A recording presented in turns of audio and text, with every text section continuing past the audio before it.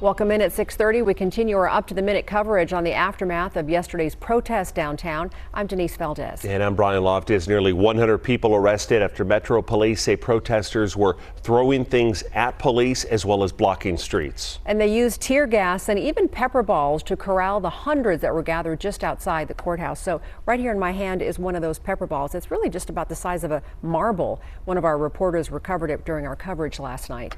And 8 News Now reporter Jessamine Wolk spoke to one protester after the fact.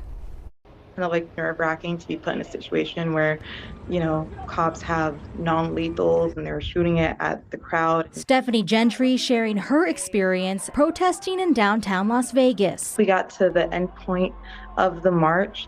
The police were there with riot gear, like riot shields.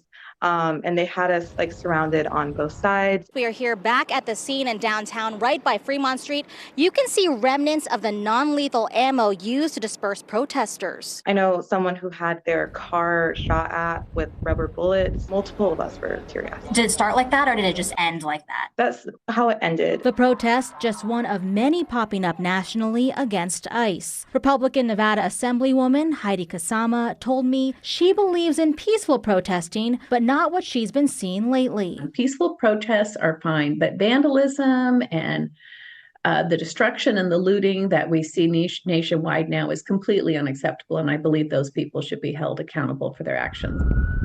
As a protester, do you guys feel like you guys were doing that?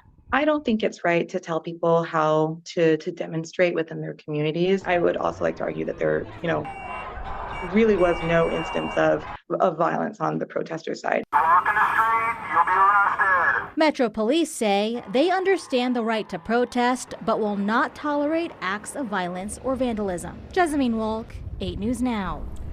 Protesters told us they have more events planned for this weekend, both downtown as well as on the Strip.